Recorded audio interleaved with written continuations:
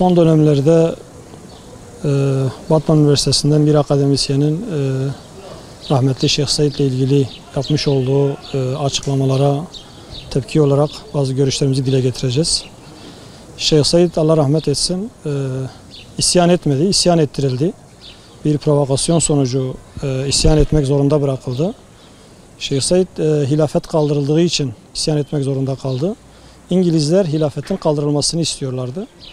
Hilafeti kaldırmak isteyen İngilizlerle hilafet kalktığı için kıyam eden Şeyh Said'in işbirliği içerisinde olması mümkün değildir. Türkiye'nin bilinen tarihçilerinden ve sol görüşlü Mete Tuncay'ın kitaplarında dile getirdiği en önemli nokta burasıdır. İngilizler Osmanlı'nın bitirilmesinden sonra Müslümanları bir arada tutmaya çalışan hilafet kurumunun kalkması için yoğun bir çaba gösterdiler ve amaçlarına ulaştılar. Lozan Antlaşması'nın imzalanma şartlarından birisi hilafetin kaldırılmasıydı. Bu şekilde olduğuna bakılırsa Şeyh Said hilafet kalktığı için isyan etmiştir. Bu nedenle mantıken İngilizler ve Şeyh Said arasında bir işbirliğinin olması mümkün değildir. Diğer tarafta dönemin başbakanlarından İsmet İnönü'nün kendi hatıralarında yapmış olduğumuz araştırma, inceleme ve soruşturma sonucunda Şeyh Said ve arkadaşlarının İngilizlerle herhangi bir resmi işbirliğinin olduğunu tespit etmedik diye bizzat hatıralarında dile getirmektedir.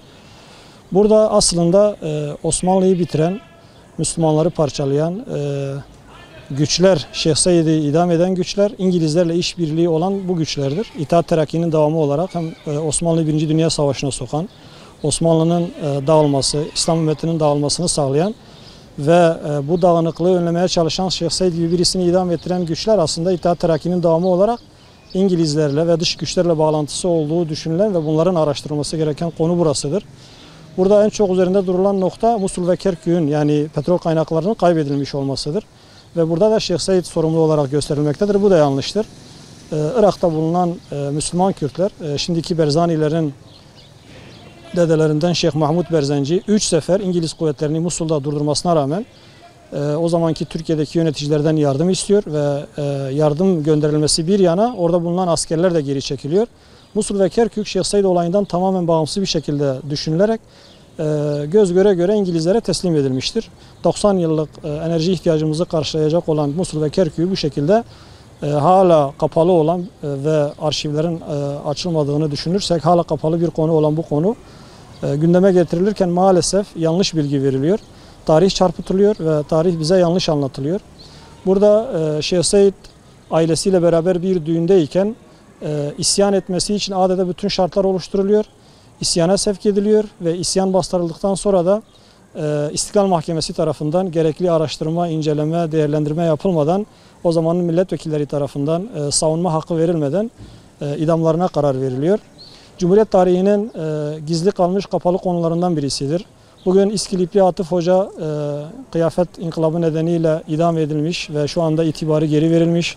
Buna benzer bir sürü İslam önderi, İslam alimi bu dönemde itibarları geri verilmiş olmasına rağmen o zamanla ilgili yanlış bilgiler düzeltilmiş olmasına rağmen büyük ihtimalle Kürt olması hasebiyle Şeyh Said ile ilgili hala dokunulmaz bir durum var. Bu konuyla ilgili arşivler yeterince açılmamış. Özellikle Genelkurmay arşivlerinin açılması, incelenmesi ve halkın bilgisine sunulması gerekmektedir. Burada önemli üzerinde durması gereken konulardan birisi de Takrir-i Sükun Kanunu'dur. Şimdiki ismiyle Olağanüstü Hal Sıkı Yönetim Kanunu. Burada olay Güneydoğu'da gerçekleşmiş olmasına rağmen Türkiye'nin genelinde bir sıkı yönetim ilan ediliyor. Ve Şeyh Said olayla hiç ilgisi olmayan insanlar da yani muhalif insanlar da bir şekilde hapsedilip cezalandırılıyor. Burada Şeyh Said olayı, Menemen olayı, Mustafa Kemal'e yapılan İzmir'deki suikast olayı Cumhuriyet tarihimizin aydınlatılamayan önemli noktalarından birisidir. Bizi en çok ilgilendiren konu da Şeyh Said kıyamıdır. Şeyh Said'in değil İngilizlerle hiçbir dış güçle bağlantısı yoktur, olması da mümkün değildir. Burada konunun doğru bir şekilde ele alınması için o zamanın arşivlerinin mutlaka açılması gerekmektedir.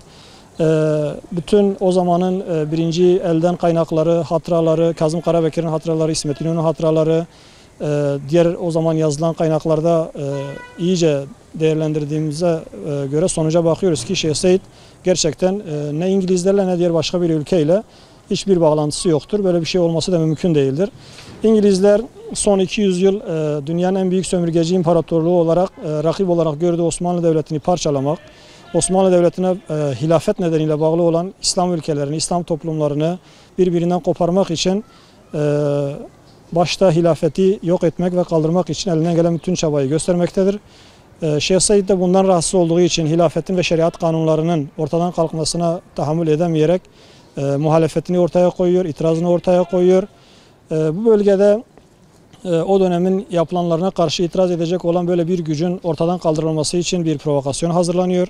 Kıyam etme veya isyan etme gibi bir niyeti olmamasına rağmen o zamanın geleneklerinden çok önemli olan düğün merasimi zamanında bazıları gözaltına alınmaya çalışılıyor ve Şeyh Said arkadaşlarının isyana zorlandığını görüyoruz. Burada İngilizlerin Şeyh Said'le irtibatının olduğunu gösteren hiçbir kanıt ve belge yoktur.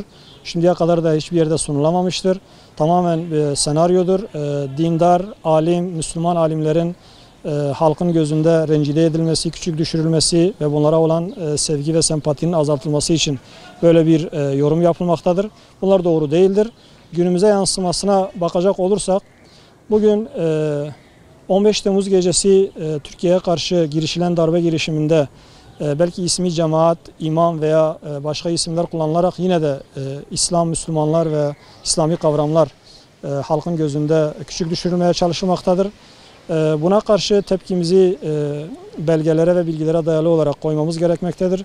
Ve itirazımızı en yüksek sesle dile getirmemiz gerekiyor ki toplumumuz inancına bağlı olarak hayatını sürdürebilsin. Aksi takdirde eğer bizi birbirine bağlayan inanç değerlerimiz, İslam önderlerimiz bu şekilde eğer rencide edilirse, bizi birbirine bağlayan bu değerler yok edilirse 15 Temmuz benzeri darbe girişimlerini daha çok yaşama ihtimalimiz vardır. Bunu engellemenin tek yolu Şeyh Said ve benzeri İslam önderlerinin değerini, kıymetini ve önemli özelliklerini bilmemiz ve gelecek nesillere aktarmamız gerekmektedir. Türkiye'nin Müslüman halkının büyük saygı duyduğu şehit önder Şeyh Said Hazretlerine akademisyen geçinen biri tarafından medya önünde ağza alınmayacak hakaretler edilmesi, yalan ve iftiralarla bu büyük alimin töhmet altına bırakılmaya çalışılması çok çirkin bir davranıştır. Şeyh Said Hazretleri hakkında ciddi araştırmaları olan, bu alanda roman ve öykü yazan bir tarihçi olarak söz konusu akademisyenin yalan ve iftira dolu sözlerini kınıyorum. Şeyh Said Hazretleri'nin kıyamını Batı destekli üzerine cemaat maskesi geçirilmiş Amerika ve İsrail taşeronu FETÖ ve Adnan Oktar hareketlerine benzetmek Yavuz hırsız misalini akla getirmektedir. Halbuki Kemalistlerin ve laikçilerin efendileri ile bu taşeron örgütlerin efendileri birdir, aynıdır. Cumhuriyet tarihi boyunca laikçiler, Kemalistler Amerika ve İsrail ile işbirliği içinde bulunmuşlardır. Şeyh Said, rejimin İslam dinine, İslami değer ve yaşantıya savaş açıp kokuşmuş Batı değer ve öğretilerini ülkeye hakim kılma sevdası karşısında bölgedeki yüzlerce İslam alimiyle ve halkın ileri gelenleri istişare sonucunda bu İslam karşıtı uygulamalara dur deme adına kıyam etmiştir.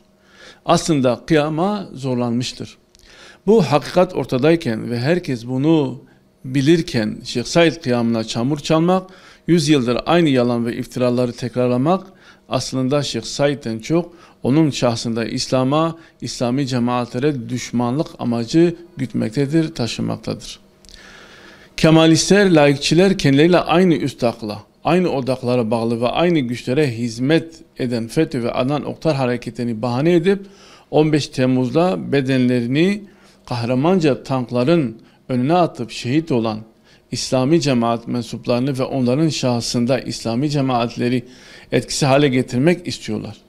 Ki yarın öbür gün hain darbe girişimleri karşısında direnen, meydanlara çıkan, karşı koyan hiçbir güç olmasın, kalmasın. Arzuları bu. Hükümet bu komplolara ve algı operasyonlarına karşı uyanık olmalı. Halkının dışında hiçbir güç ve odağa güvenmemeli. Halkını kütürecek tavırlara, davranışlara girmemeli. Bu halktan başka dost olmadığını bilmeli.